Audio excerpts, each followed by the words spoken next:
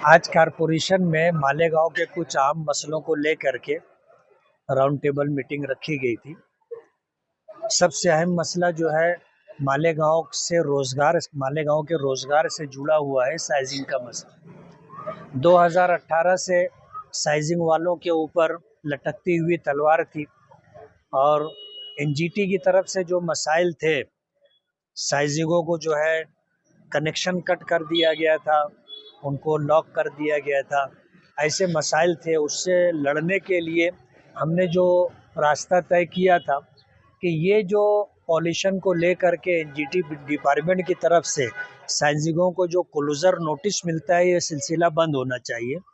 तो हमने केंद्र सरकार से मुसलसल कोशिश करके साइजिंगों को जो ऑरेंज जोन में रखा गया था, हमने सारे पुरावे दे करके ऑरेंज जोन से निकाल करके उसे ग्रीन जोन में डलवा दिया, ताकि अब इसके बाद ऐसा कोई मसला साइजिंग पर ना आए।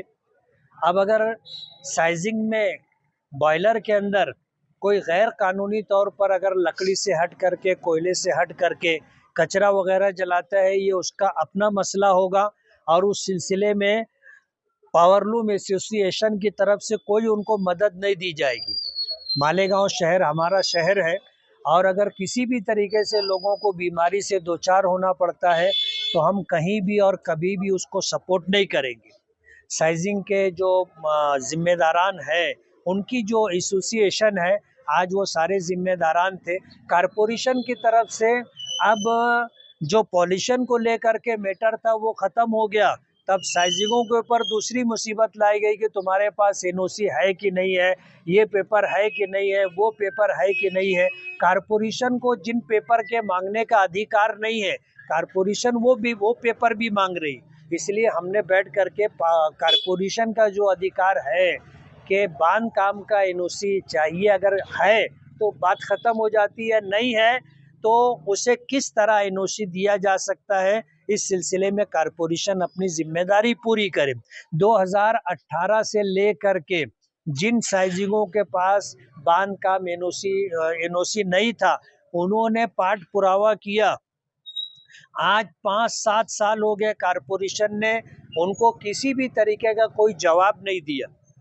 इसलिए हमने ये डिमांड की है कि उनको बांध काम की मंजूरी अगर नहीं है तो दे दी जाए और उसे कानून के दायरे में ला करके हर तरह की मुसीबत ख़त्म की जाए।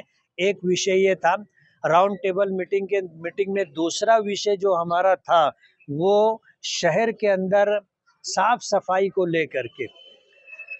पीछे जो एजेंसी काम कर रही थी उसको कचरे का जो ठेका दिया गया था, कुछ 900 रुपये से लेके 1000 रुपये तक का था। काम बराबर नहीं होता था। नई एजेंसी को जो है काम दिया गया है और उसको जो बजाय 1000 के उसको 1900 2000 रुपये तक का उसको पर टन कचरा उठाने का पैसा दिया जा रहा है और शहर में कोई भी तब्दीली दिख नहीं रही है। अंधेर नगरी ये है कि सूखे कचरे का जो रेट दिया जा रहा है वही गीले कचरे का रेट भी उनको दिया जा रहा है। कितनी गाड़ियां लगानी थी और क्या क्या पोकलेन बोलो, इसी तरह जो है दीगर मशीनें बोलो, साफ सफाई के लिए कचरे उठा के जहां डाले जाए वहां उनको क्या सब पूरा इंतजाम करके देना है, कुछ भी देखा नहीं जा रहा है और सारी जो है मिली भगत के साथ अंधेर नगरी चल रही है। दूसरा विषय ये था। तीसरा विषय हेल्थ डिपार्टमेंट का था। उसमें खास तौर पर हारून अंसारी हॉस्पिटल के अंदर जो सुविधा मिलनी चाहिए वो सुविधा नहीं मिल रही है। वहाँ डिलीवरी के जो भी केसेस जाते हैं उन्हें उठा करके सिविल रेफर कर दिया जाता है। वहाँ पर इलाज और मुआवजा सही तरीके से नहीं हो रहा है। और चौथा विषय क्या था? जन्म दाखिला। जन्म दाखिला जो आज शहर के ऊपर एक बहुत बड़ी मुसीबत की शक्ल में है। जो बच्चे आज उनकी बच्चे जो है डिलीवरी होने के बाद कारपोरेशन की तरफ से या प्रभाग की तरफ से उनको जन्म दाखिला मिल जाना चाहिए। साल भर के ऊपर हो गया, उनको जन्म दाखिला बना करके नहीं दिया जा रहा है। जाहिर बात है गवर्नमेंट की तरफ से भी इस तरह की कोई पाबंदी नहीं है। गवर्नमेंट की तरफ से जीआर है कि भाई 6 साल के अंदर के जो बच्चे हैं उनको जन्म दाखिला बना करके देना, लेकिन कारपोरेशन और प्रभाग की तरफ से दिया नहीं जा रहा है। और मृत्यु दाखिला जो है वो भी नहीं दिया जा रहा है। अब जाहिर बात है, अगर मैयत का दाखिला है, मैयत का दाखिला देने में तुमको क्या दिक्कत है? उसमें कोई बांग्लादेशी और रोहिंग्याई होने का तो कोई मसला ही नहीं है। हिंदुस्तान के अंदर किसी की डेथ हुई है, मैयत हो गई है, तो मैयत दाखिला इशू करना कारपोरेशन की और प्रभाग की जिम्मेदारी है। उनको मृत्यु दाखिला भी बना करके नहीं दिया जा रहा है। तो ये जो इस तरह के इश्यूज थे, उस पर हमने राउंड टेबल मीटिंग रखी थी। और इसी तरह जो शहर के अंदर अतिक्रमण है, अतिक्रमण डिपार्टमेंट है, उस पर ऑफिसरान जो है नामजद है, लेकिन शहर के अंदर अतिक्रमण निकालने के ताल्लुक से कोई कामकाज हो नहीं रहा है। शहर के अंदर जो बड़े बड़े रास्ते बंद हैं, लोगों ने बाकायदा घर बना करके वो रास्ते बंद कर दिए। हमने ये बात की कि वो रास्ते ओपन किए जाएं। उस रास्ते पर बसने वाले लोगों को मुतबादिल जगह दी जा चुकी है, घरकुल योजना में उनको खोली मिल चुकी है, उसके बाद भी वो रास्ते खोले नहीं गए। तो ऐसे बड़े बड़े रास्तों का खोलना, रोड रास्तों के ऊपर जो अतिक्रमण है उसको निकालना, डिपार्टमेंट को जिम्मेदारी देना और उनका जो है बाकायदा देखना कि काम किया है नहीं किया है। अतिक्रमण निकाला जाता है, दोबारा अतिक्रमण कर लिया जाता है और कारपोरेशन की तरफ से कोई निगरानी नहीं है। होना ये चाहिए कि दोबारा अगर अतिक्रमण हो तो सारा सामान जमा हो जाना चाहिए, और होना ये चाहिए कि ऐसा करने वालों के ऊपर जो है जो खर्चा आता है वो जुर्माना उनके ऊपर डालना चाहिए। तो ही अतिक्रमण का कोई फायदा होगा और शहर के रोड रास्ते कुशादा होंगे। बजट के ताल्लुक ईद मिला ईद आने वाले समय पे बजट के लिए बजट के ताल्लुक से अभी हमने ये कहा कि पूरे शहर में किनारे के जो कच्चे इलाके हैं, जहां रोड नहीं है, जहां गटर नहीं है, जहां पानी की पाइपलाइन नहीं है, दीगर मूलभूत सुविधा नहीं है, उनको अव्वलियत और तरजीह देना। और हमने कोई बजट मांगा नहीं है, लेकिन हमने ये कहा है कि लोग आपसे बजट मांगते हैं, हम आपसे बजट नहीं मांग रहे। जहां काम होगा काम हम सुझाएंगे, कारपोरेशन वहां पर काम करवा के दे, ऐसी हमारी डिमांड है। डॉक्टर साहब, आखिरी विषय ऐसा था कि अभी जो है आगे ईद मिलादुन नबी है और सल्लल्लाहु अलैहि वसल्लम, और आगे जो उसी के साथ गणपति विसर्जन का भी प्रोग्राम है।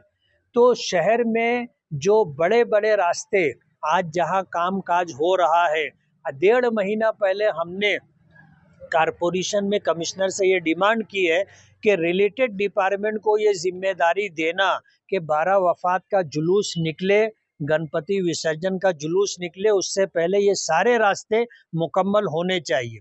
ईद मिलादुन नबी को 1500 साल मुकम्मल हो रहे हैं और इस साल ईद मिलादुन नबी पिछले सालों के मुकाबले में बहुत ज़्यादा एहतमाम के साथ मनाया जाएगा। लाइटिंग कहो, आराइश कहो, ये सारे काम होंगे। कारपोरेशन अपनी जिम्मेदारी पूरी करे।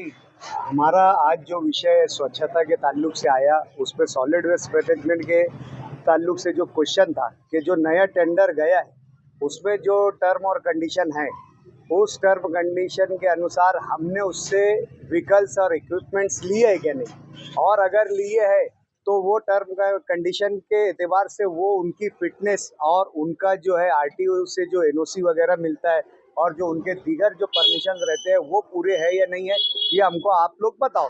तो ऐसा स्वच्छता विभाग ने हमसे वादा किया है कि हम तो आपको उनके व्हीकल्स और इक्विपमेंट्स जो है वो 1-2 रोज में बता देंगे। दूसरा हमारा वहाँ पर क्वेश्चन जो था, सवाल जो था मेन, कि हमने सॉलिड वेस्ट मैनेजमेंट में घर घर डोर टू डोर कलेक्शन के लिए ये ठेका निकाला है, लेकिन डोर टू डोर कलेक्शन जो है आज ठेका हो नहीं रहा है। और उसका मेन वजह जो मेन रीज़न जो है कि हमने जो कचरा अलग करने की जो सिस्टम है, जो सेग्रीगेट करने का सिस्टम है कि सूखा एक तरफ गीला एक तरफ, उसके लिए कारपोरेशन अनुबंध है, कारपोरेशन जवाबदेह है कि वो चीज़ वो कारपोरेशन प्रोवाइड करेंगी ऐसी चीज़ जिसमें सूखा और गीला कचरा अलग रखा जा सके। आज कॉरपोरेशन वाले ये बोल रहे हैं कि 10-12 साल पहले हमने जो बकेट सप्लाई किए थे वो आज भी यूज हो रहे हैं, जो आज एक कॉमन सेंस ये बोलता है कि पॉसिबल नहीं है कि 12-13 साल पहले की बकेट आज जो है वो चल रही होंगी। हमारा बोलना ये था, जब आप ठेका रिन्यू कर रहे थे उस वक्त आप ये